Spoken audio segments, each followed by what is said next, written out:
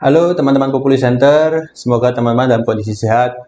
Kita ketemu lagi di acara Populi Corner, sebuah ruang diskusi di mana kita membicarakan hal-hal yang penting untuk dibahas bersama. Bersama saya, Rafif Imawan, peneliti di Populi Center.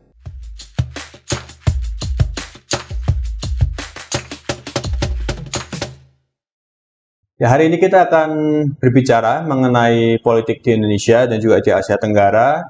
Dengan kesempatan kali ini kita sangat spesial karena kedatangan Prof. Dan Slater. Apa kabar Pak Dan Slater? Halo, sehat? Ya, baik. Ya, Dan Slater adalah profesor. Saya bacakan ya di sini Weiser, Profesor Emerging Democracy di University of Michigan dan juga Weiser Center for Direktur di Weiser Center for Emerging Democracies di Universitas Michigan. Beliau adalah ilmuwan ilmu politik dan dengan fokus utama di comparative politics, dan dia juga mengambil banyak aspek bagaimana perkembangan demokrasi di banyak daerah, gitu ya, termasuk juga di Indonesia.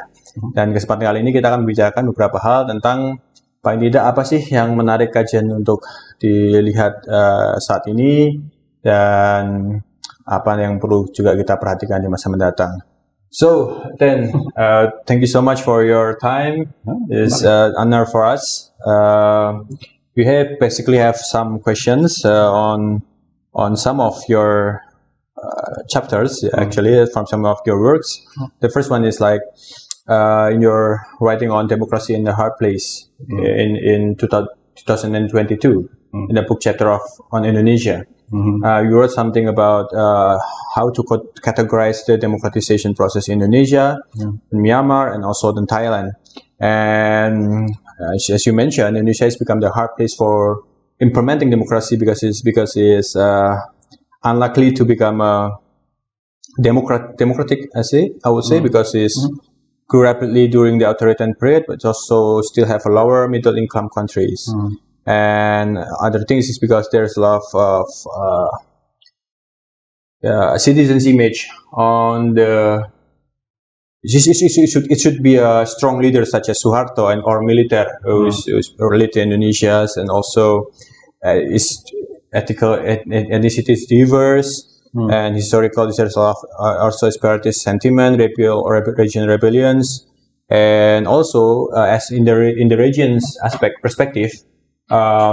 Southeast Asia is known as a place where authoritarians come back. At some point, it's going to come back, and also strong leaders become kind of re-rules, such as, for instance, in Malaysia, I think. And based on that kind of premise, we would like to know your opinion or your analysis. Do you think its polarization is the biggest threat of to Indonesian democracy today? Well, polarization is it's ancaman, yeah. It's a threat to democracy everywhere.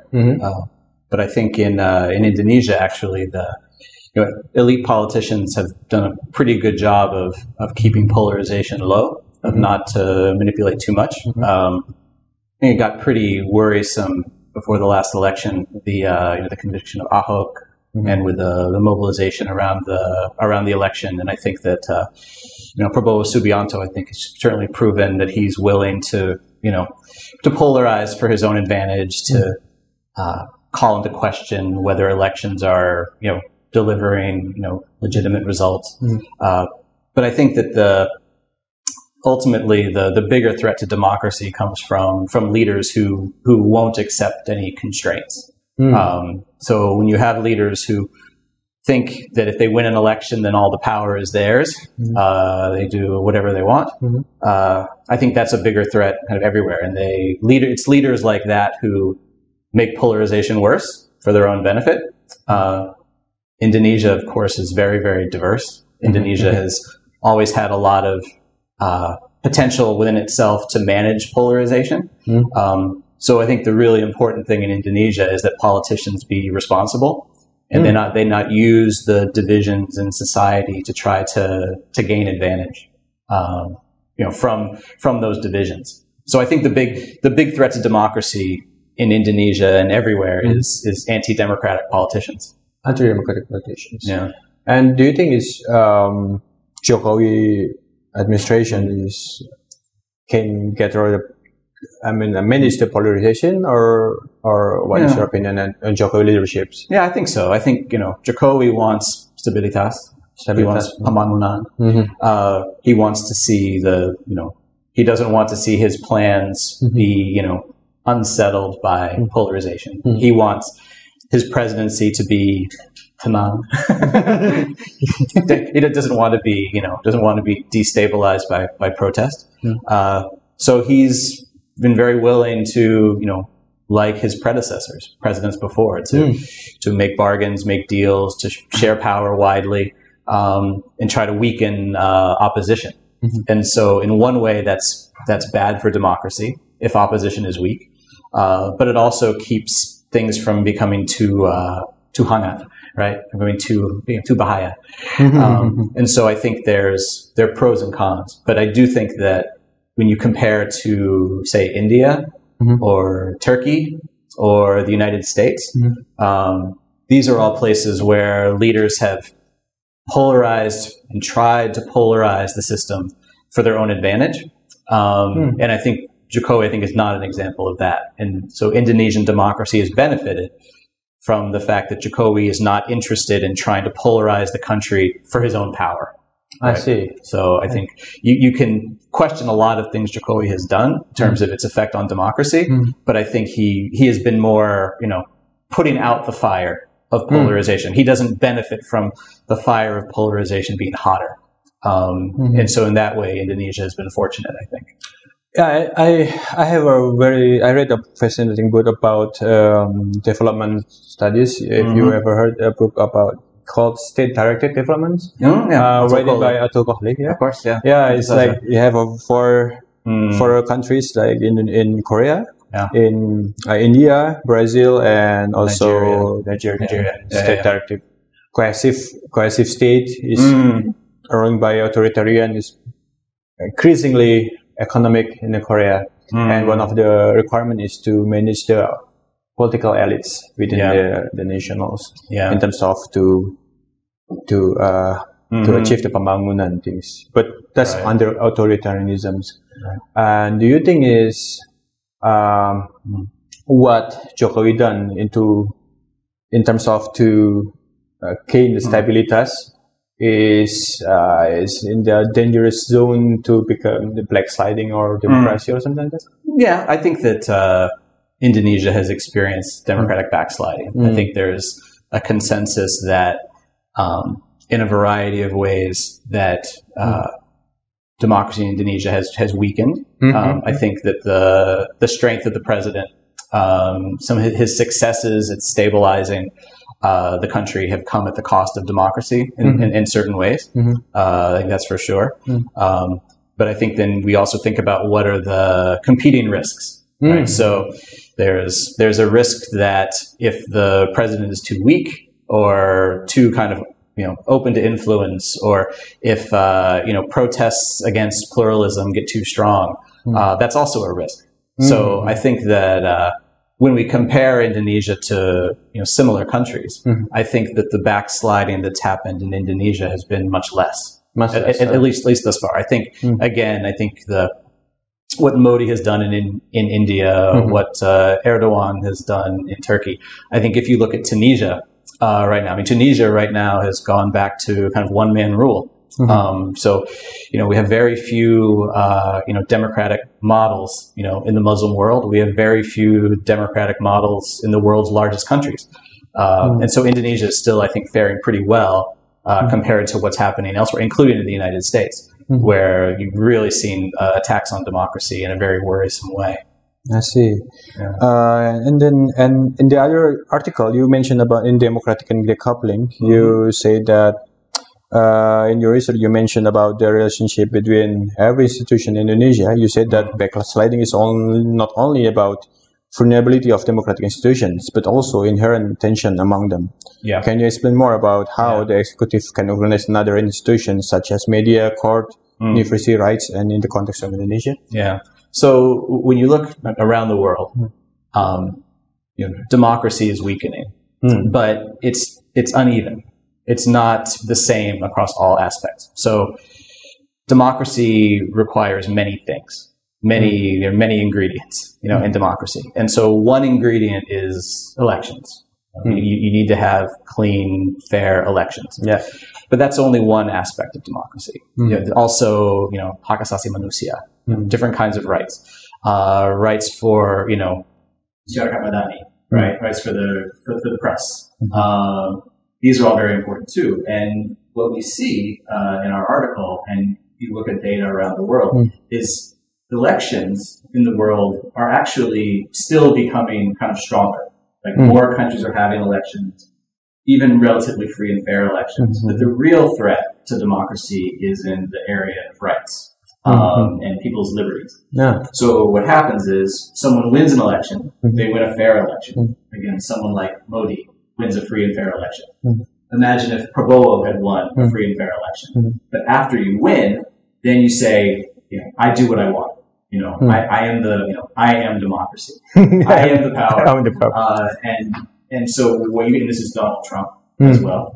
And so this is the kind of pattern we see. So what we see is that we hope that as elections get more democratic, that people will have more rights. And then all of these good aspects of democracy will go together, but they don't always. Sometimes people will use even a free and fair election. Think of Duterte in the Philippines, right? Yeah. He won his election free and fair, right? The next election, Bongo Marcos wins.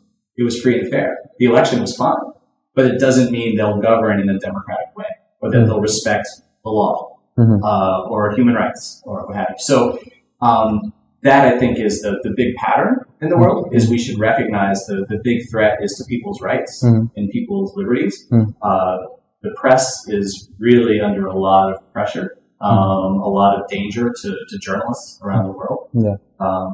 And the problem is not as much in elections. And so the democratic decoupling piece tries to alert us to, what aspects of democracy are under threat, and how is it that one part of democracy can hurt another part?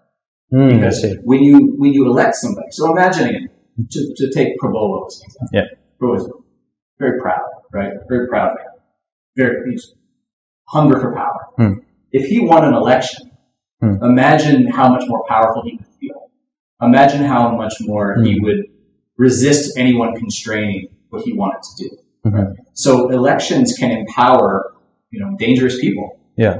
In America, we've seen elections empower very dangerous people. Yeah. And so, in a way, it makes you kind of above sin. Right, you're from the people. You're no longer just yourself, and so there's a way in which, and people who old theorists of democracy realize this. They realize, democracy could be a threat to liberty. When it meant people thought that only thing that mattered was support of a majority of the people, and not protection of minorities, not protection of people's freedoms. And so that's a real danger everywhere. And in Indonesia, it comes back to this point of, it's important that Indonesia have a president who doesn't think that they're a Raja. This is really very important, because even if all the institutions are good, lembaga sempurna, right? If the leader, if pemimpin is, is too hungry for power, it's a real danger. And so what happens in the next election is very important. I think it was important that Jokowi defeat Prabowo both times. And I think it's important that, someone with, democratic commitments, or at least who isn't motivated to destroy democracy, be elected again in the next election. And this election become very crucial. Yeah, I do agree with you about at the moment there's a discourse on electoral integrity, led one by Pipanorris, for example. And yeah, that's become the keys, and Southeast Asia has become very fascinating place to. But so even when, that's a good example. So even when elections have integrity, democracy might still be in danger. Yeah, because you can use a free and fair election as a tool, as a weapon. Yes, the winner, becomes it's easier in a way for the winner to become more authoritarian, because now they have the people behind them. Yeah. And so this is something we see all around the world right now. And so when Indonesians vote, I think Indonesians have been very, very smart. and I think very responsible in trying to choose, a leader who was less likely to use power that way. I mean, everyone likes to have a strong leader. Everyone likes to think that their president is, competent and effective and can accomplish things. But you have to recognize that when they will break down any wall or fight any enemy to get what they want, then a strong leader comes at the expense of democracy and of our own rights. And so this is a constant danger. And it just happens that in the last 10 years, it's become a much bigger danger in the world. And Indonesia so far has not suffered as badly as other places. And I hope that will still be true for another 10 years, another 20 years. And I hope America, I worry for my own country very much. So America is in danger too. Yeah. This is very fascinating point of view. Yeah, I do. Yeah, because one of things like in electoral integrity, one of the the big point of measurement is about the violence in elections, right? Right. And the safety of it. Right. I want to know your piece or your point of views on some Indonesian scholars who say that there's a regression in Indonesia democracy. What your point of view of that? Yeah. Well, I agree. I think that I very much respect the scholars who say that there's been democratic regression. But again, I think this is a global phenomenon. So we see democracy regressing basically everywhere. And so that's true in Indonesia, but it's not unique to Indonesia. So when we think about Indonesia in the world, I think what we see is that it is doing much, much better than expectations. I think it would be more 20 years ago during Reformasi, and it was more likely that Indonesia would wind up like Thailand today with military rule, or like Egypt today with military rule, with the army going after pious Muslims. It's more likely that it would have wound up like Tunisia today, where a single leader basically goes against the revolution that brought them to power, and or like Turkey today. Right? These are all examples where 20 years ago their prospects for democracy were at least as good as Indonesia's. Even Russia in the 1990s, right? In 1995, you would say, well, Russia's on this track to become a democracy, and Indonesia will never be a democracy.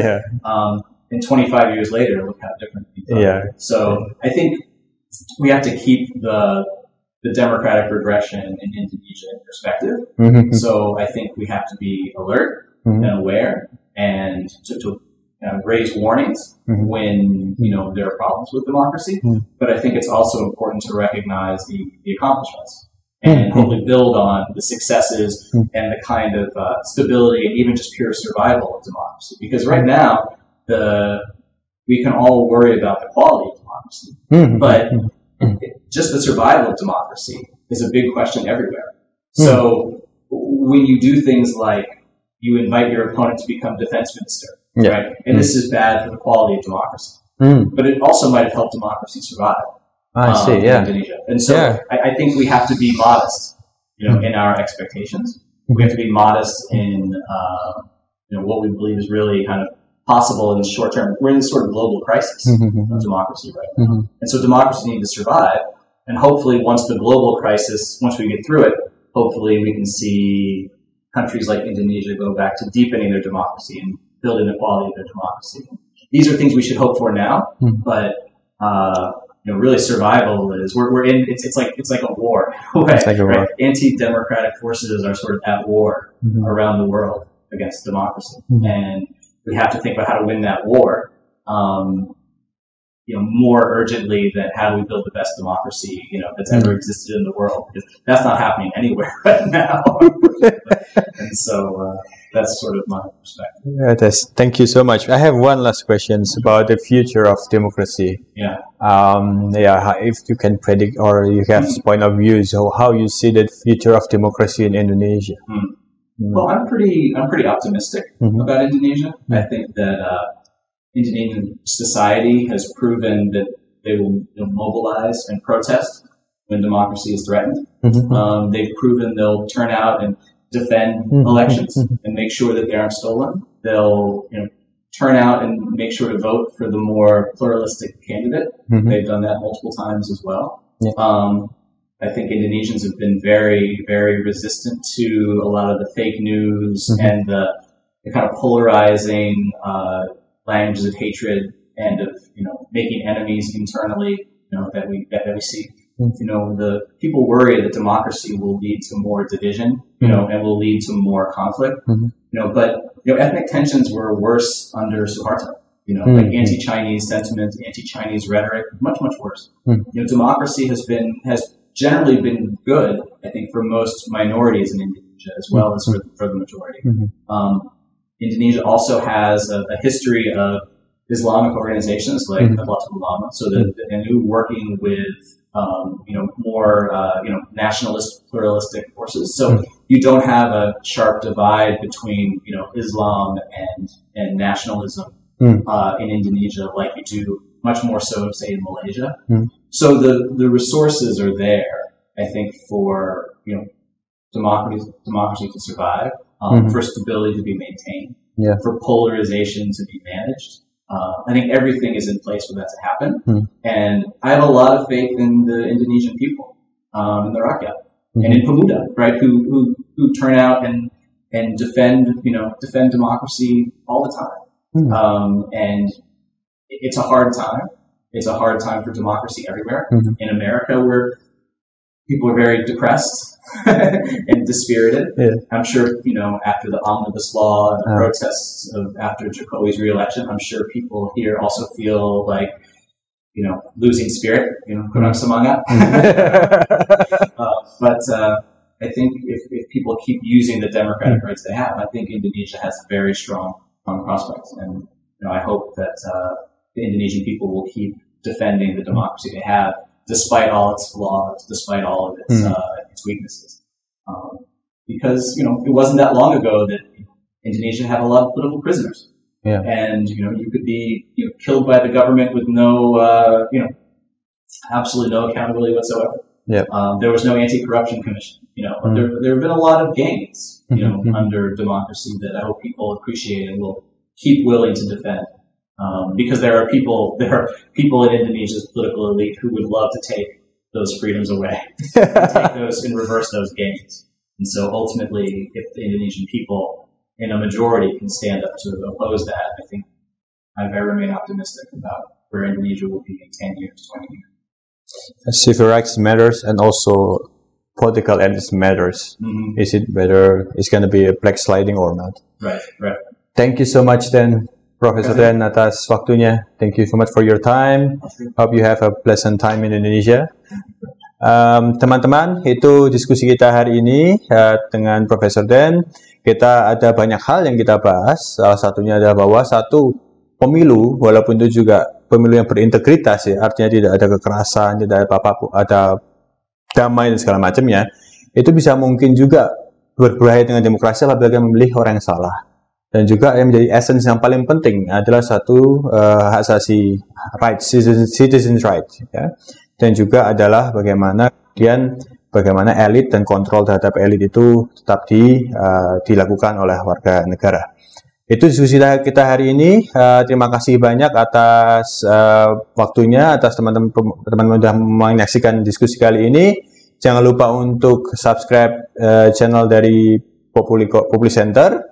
Nyalakan loncengnya, ikuti Instagram Populi Center untuk tahu update berikutnya. Sampai ketemu lagi di Populi Corner selanjutnya. Salam sehat.